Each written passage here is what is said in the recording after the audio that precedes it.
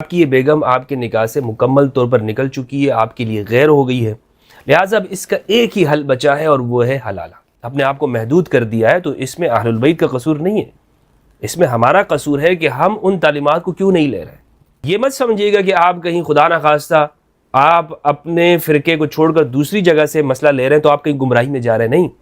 یہ سوچیں کہ ابھی آپ کو ہدایت مل رہی ہے، اور میں بھی یہاں پر یہ چاہوں گا کہ پاکستان کے اندر ہم لوگوں کا گھر ٹوٹنے سے اگر بچانا چاہتے ہیں تو مکتب اہل البیت کے اندر اس کا حل موجود ہے، قرآن مجید کے اندر۔ اور اہل البیت قرآن سے جدا نہیں ہے کہ دو گواہوں کو لازمی قرار دیا جائے تاکہ لوگوں کے گھر نہ ٹوٹے۔ بسم اللہ والصلاة والسلام علی رسول اللہ وآلہ وآلہ۔ السلام علیکم ورحمۃ اللہ وبرکاتہ۔ حلالہ کیا ہے؟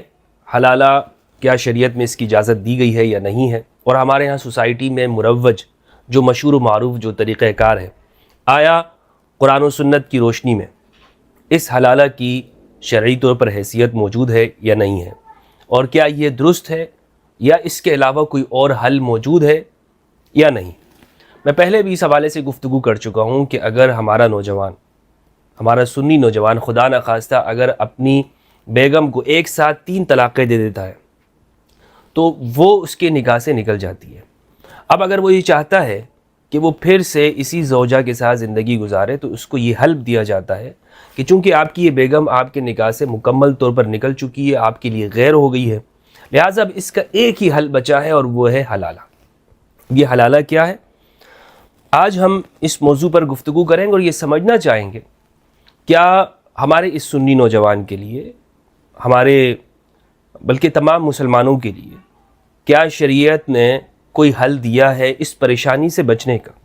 طلاق دینے کا ایک مکمل طریقہ موجود ہے قرآن مجید میں، اور اہل البیت علیہ السلام کی تعلیمات کے اندر بھی اس کے بارے میں تفصیل کے ساتھ موجود ہے کہ طلاق کس حالت میں دینی چاہیے، کیا شرائط ہیں، اور حتیٰ کہ جو بیگم ہے مطلقہ، جس کو جو مطلقہ بنے گی، جس کو طلاق دی جا رہی ہے، اس کی کیا صورت ہے، اس کی کیا حالت ہے۔ لیکن ان سب تعلیمات سے ہمارے نوجوان کو غافل رکھا گیا، اور یہ غافل ہوتا ہے، یہ بیچارہ اسے معلوم نہیں ہوتا، کبھی یہ کہتا ہے کہ میں نے غصے کی حالت میں، خدا نخواستہ کبھی نشے کی حالت میں، اور جس کو طلاق دی جا رہی ہے یعنی بیگم، وہ اس کی جو حالت ہے وہ بھی اسے معلوم نہیں ہے۔ طلاق طہر کی حالت میں ہونی چاہیے، حیض کی حالت میں دے دیتے ہیں، نفاس کی حالت میں ہو جاتی ہے، یعنی ولادت کے بعد بچہ ہے اور ابھی وہ نفاس کا عمل وہ دن ہے، گواہ موجود نہیں ہے، قرآن مجید میں اس کا حکم ہے، اہل البیت کی تعلیمات میں۔ تو طلاق دینے کی ایک مکمل شرائط ہے، کنڈیشن ہے۔ اہل البیت علیہ السلام کے جو ان کا فرمان ہے وہ یہی ہے کہ یہ ساری چیزیں سامنے رکھی جائیں تو طلاق ہوتی ہے۔ ایک تفصیلی موضوع ہے طلاق کے احکام کا۔ آج میں صرف حلالہ سے، یعنی حلالہ کی جانب جو ہمیشہ یہ نوجوانوں کو ڈال دیا جاتا ہے اور ان کی رہنمائی کر دی جاتی ہے کہ بھئی اب حلالہ کے سوا تمہارا کوئی چارہ نہیں ہے، اور افسوس کے ساتھ ایسے بھی نوجوان دیکھے گئے ہیں، مجھے کئی مرتبہ بتایا گیا، اور میں اس پر بار بار اس لیے گفتگو کر رہا ہوں، پہلے بھی میں گفتگو کر چکا ہوں، کہ ایک نوجوان کو صحیح شرعی مسئلہ بتایا جائے اور اس کو پریشانی سے نکلنے کا طریقہ بتایا جائے، لیکن وہ پھر بھی اپنی اس گروہیت کی وجہ سے کہ جس مکتب کے اندر وہ پھنسا ہوا ہے، اس سے وہ اس سوچ کی وجہ سے اپنے آپ کو اس پریشانی میں ڈال کے رکھتا ہے۔ یعنی شروع سے اسے یہی بتایا گیا، فتویٰ یہی دیا جاتا ہے کہ جناب عالی آپ نے غصے میں طلاق دے دی، ہو گئی، آپ نے بغیر گواہوں کے طلاق دے دی، ہو گئی، آپ نے اپنی بیگم کی حالت نہیں دیکھی کہ وہ طہر میں ہے یا حیض میں ہے، کہیں اس طہر میں تو آپ نہیں دے رہے کہ جس میں مجامات اور مباشرت کر چکے، کوئی مسئلہ نہیں بتایا جاتا، جناب آپ نے طلاق آپ کی ہو چکی ہے، اور 3 طلاقیں اگر ایک ساتھ دے دی ہیں تو بھی طلاقیں ہو گئی ہیں، لہٰذا وہ اب نکاح سے نکل گئی ہے۔ حل یہی بچا ہے کہ حلالہ کیا ہے کہ آپ نے آپ کی جو بیگم ہے جس کو طلاق دی ہے، اب حتی تنکح زوجا غیرہ، اس آیت کی روشنی میں کہ یہ بیگم اس شوہر کے لیے جس کے نکاح سے یہ نکلی ہے اب کبھی حلال نہیں ہونے والی، یہاں تک کہ یہ دوسرے شوہر کے ساتھ شادی کر لے، نکاح کر لے۔ بیگم جس کو طلاق ہوئی ہے اب وہ دوسری شادی کرے گی، نکاح کرے گی نکاح صحیح ہونی چاہیے. یعنی نکاح صحیح سے مراد یہ کہ جس طرح جو عام جو صحیح نکاح ہے جس میں گواہ ہوتے ہیں، مہر رکھا جاتا ہے، گواہوں کی موجودگی میں ہوتی ہے، خاتون کی اجازت کے ساتھ ہوتی ہے، اسی طرح باقاعدہ وہ نکاح کرایا جائے، شادی کرائی جائے. اور پھر اس کے بعد جو ازدواجی تعلقات ہیں باقاعدہ طور پر اس کا وہ سلسلہ بھی قائم ہونا چاہیے.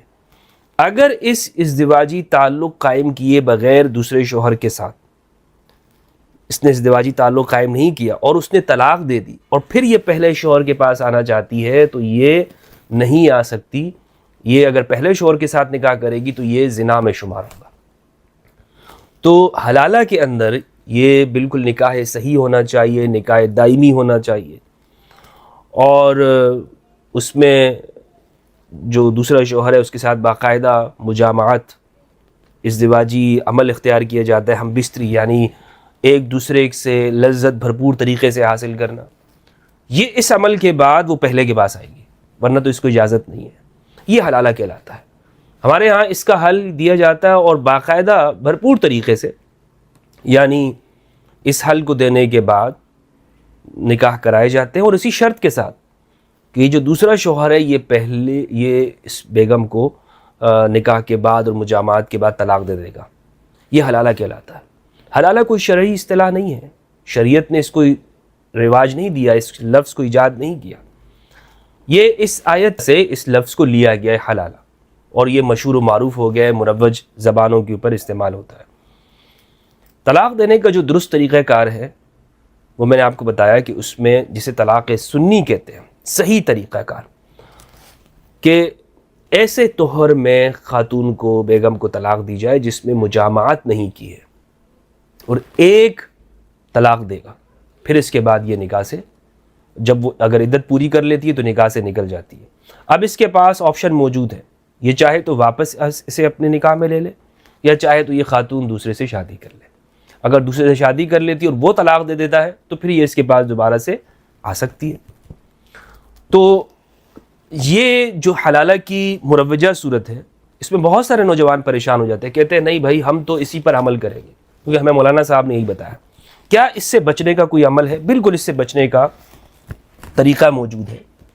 وہ یہ ہے کہ ایک تو اتفاقی طور پر کہ اگر جیسے اس نے طلاق دے دی ہے اور خاتون نے دوسری جگہ شادی کر لی اور اس دوسرے شوہر کا اتفاق سے انتقال ہو جاتا ہے، وہ فوت ہو جاتا ہے یا وہ طلاق دے دیتا ہے، تو پھر یہ پہلے شوہر کے پاس آ سکتی ہے. یہ اتفاقی طور پر اگر ایسا ہو. دوسری صورت یہ ہے جو 3 طلاقیں ہیں جو ہمارے ہاں جسے کاؤنٹ کیا جاتا ہے، اگر اس نے دی ہیں، اگر ایک سنی نوجوان ہے اور وہ یہ چاہتا ہے کہ وہ اپنی بیگم کے ساتھ زندگی گزارنا چاہتا ہے، بچے ہیں، وہ ان کو در بدر ٹھوکریں کھاتا ہوا نہیں دیکھ سکتا، اور اس نے جذبات میں سے مغلوب ہو کر یا صورتحال کو دیکھتے ہوئے غصے میں طلاق دے دی تھی، تو اہل البیت علیہ السلام کے مکتب کے اندر جو اہل البیت کا موقف ہے، اور اسے بعد میں ابن تیمیہ نے بھی لیا ہے اور ہمارے ہاں اہل حدیث اس پر عمل کرتے ہیں، شیعہ حضرات کے اندر بھی یہ موقف ہے، اور گواہوں کا ہونا یہ بھی طلاق کے لیے ضروری ہے. اگر 3 طلاقیں ایک ساتھ دے دی ہیں تو اہل البیت علیہ السلام کے مکتب میں یہ ہے کہ یہ 3 طلاقیں ایک شمار ہوں گی.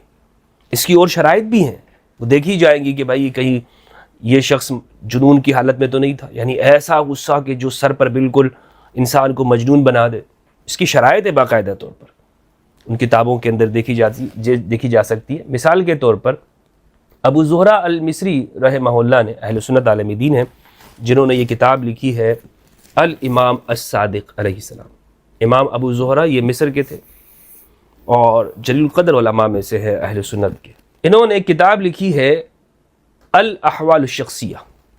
اس کے اندر یہ بات موجود ہے، یہ کہتے ہیں کہ 2 گواہوں کا ہونا یہ ایک عمدہ بات ہے کہ طلاق کے اندر 2 گواہ ہوں، 2 گواہ. اور اس حوالے سے انہوں نے بڑا بہترین جملہ لکھا ہے کہ جو میں آپ کے ساتھ شیئر کرنا چاہتا ہوں. یہ بات اس لیے میں آپ کو بتا رہا ہوں کہ کوئی یہ نہ کہے کہ بھائی یہ تو شیعہ کا موقف ہے اور ہم اہل سنت اس سے کیوں استفادہ کر سکتے ہیں. دماغ سے یہ بات نکلنی چاہیے. اہل البیت علیہ السلام سنی شیعہ سب کے ان کی تعلیمات. اب چونکہ ہم نے ایک فقہی نقطہ نگاہ سے اپنے آپ کو محدود کر دیا ہے تو اس میں اہل البیت کا قصور نہیں ہے، اس میں ہمارا قصور ہے کہ ہم ان تعلیمات کو کیوں نہیں لے رہے کہ جو اہل البیت کی ہے۔ ہمیں چاہیے کہ ان سے استفادہ کریں، ہماری زندگی کو اور نوجوانوں کو آسانی ملنی چاہیے۔ ایک سنی حنفی نوجوان ہے، یہ نہیں کہ صرف جناب وہ اپنے ہی جو فرقہ ہے، مکتب ہے، اسی کے اندر وہ بس وہ کہے کہ نہیں میں اسی مولوی کی بات مانوں گا۔ اگر آپ کو اہل البیت کے مکتب سے ایک آسانی مل رہی ہے تو آپ اس کو حاصل کریں۔ ابھی تک یہ مت سمجھیے گا کہ آپ کہیں خدا نخواستہ آپ اپنے فرقے کو چھوڑ کر دوسری جگہ سے مسئلہ لے رہے ہیں تو آپ کہیں گمراہی میں جا رہے ہیں، نہیں۔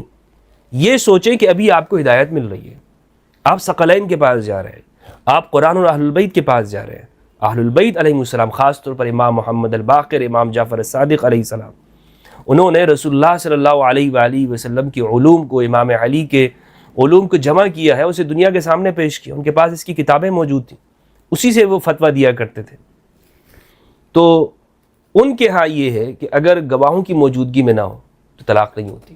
جیسے الکافی کی یہ روایت ہے، امام صادق علیہ السلام سے فرماتے ہیں اذا طلق الرجل فی دم النفاس، کہ جب ایک آدمی نفاس کی حالت میں، یعنی جب خاتون بچہ جن لیتی ہے، اس کو نفاس کے دن کہتے ہیں جو 40 دن تک ہوتے ہیں یا جتنے دن بھی جاری رہے، اس میں اگر وہ طلاق دے دیتا ہے، او طلقها بعد ما یمسها فلیس طلاقه ایاها بطلاق، یا بعد اس کے کہ ایسے طہر میں اسے طلاق دیتا ہے کہ جس میں اس نے خاتون کے ساتھ مجامعات کی ہے، تو اس حالت میں یہ اس کے لیے طلاق نہیں ہوگی۔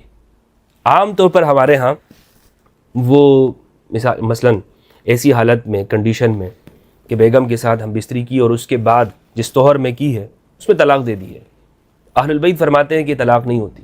عام طور پر اگر نوجوان اس میں طلاق دے دے تو اور 3 طلاقیں دے دے تو اسے فتویٰ لکھ دیا جاتا ہے، حتیٰ کہ ہمارے ہاں بعض وکلاء حضرات بھی جب وہ نوٹس بھجواتے ہیں تو وہ 3 طلاقوں کا بھیج دیتے ہیں۔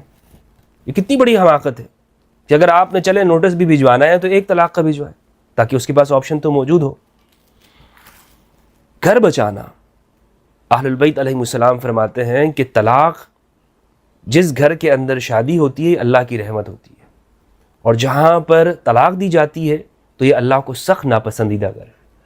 تو طلاق سے بچانا چاہیے، یعنی گھر ٹوٹنے سے، رشتوں کے ٹوٹنے سے ہمیں لوگوں کو بچانا ہے، نہ کہ یہ کہ ہم کہیں 3 طلاقیں ہو گئی ہیں بس ہو گئی ہیں۔ کیوں؟ اس لیے کہ بھائی فلاں فتوے میں موجود ہے، فلاں عالم نے فتویٰ دیا ہے، فلاں مفتی نے فتویٰ دیا ہے، فلاں دارالفتاء سے یہ بات آئی ہے، ہم نے فلاں سے پوچھا ہے۔ نہیں بھائی، اہل البیت سے بھی تو پوچھ لیں، اہل البیت کیا فرماتے ہیں۔ 2 گواہوں کی موجودگی میں ہونا چاہیے۔ کتنی گواہوں کی موجودگی میں؟ اور یہ قرآن مجید کا حکم ہے۔ ابو زہرہ مصری نے الاحوال الشخصیہ میں لکھا ہے، کہتے ہیں قال فقهاء الشیعہ ان طلاق لا يقع من غیر اشہاد عدلین لقوله تعالی واشهدوا ذوی عدل منکم واقیموا الشہادۃ للہ۔ یہ کہتے ہیں کہ شیعہ کے فقہاء نے یہ مسئلہ لکھا ہے کہ بغیر 2 عادل گواہوں کی موجودگی کے طلاق واقع نہیں ہوتی۔ کون کہتے ہیں؟ ابو زہرہ مصری۔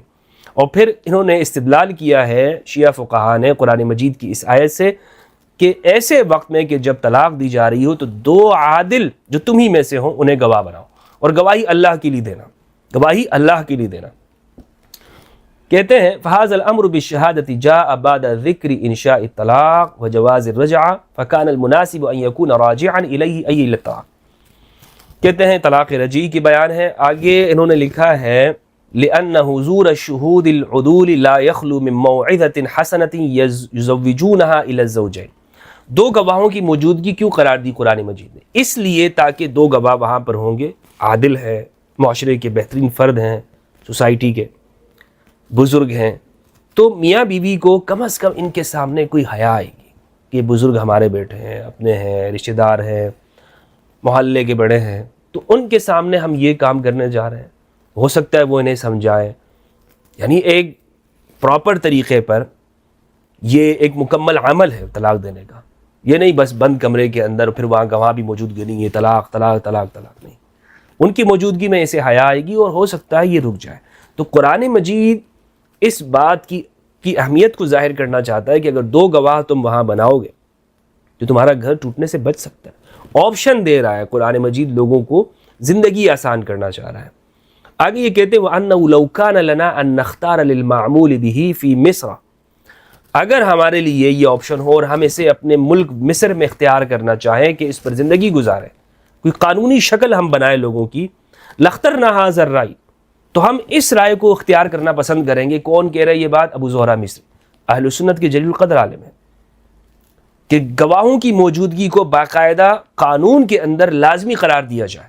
اور میں بھی یہاں پر یہ چاہوں گا کہ پاکستان کے اندر ہم لوگوں کا گھر ٹوٹنے سے اگر بچانا چاہتے ہیں تو مکتب اہل البیت کے اندر اس کا حل موجود ہے، قرآن مجید کے اندر، اور اہل البیت قرآن سے جدا نہیں ہے، کہ 2 گواہوں کو لازمی قرار دیا جائے تاکہ لوگوں کے گھر نہ ٹوٹے۔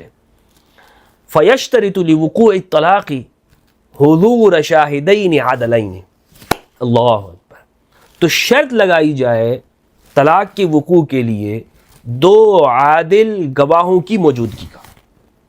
2 عادل گواہ وہاں پر موجود ہوں گے، تو پھر اس طرح سے یہ طلاق کے لیے شرط اگر ہم رکھیں گے تو اگر کیس مثلا عدالت میں جاتا ہے، کیا گواہ موجود ہے طلاق کے وقت میں؟ نہیں ہے، ٹھیک ہے، یہ طلاق نافذ نہیں ہوئی۔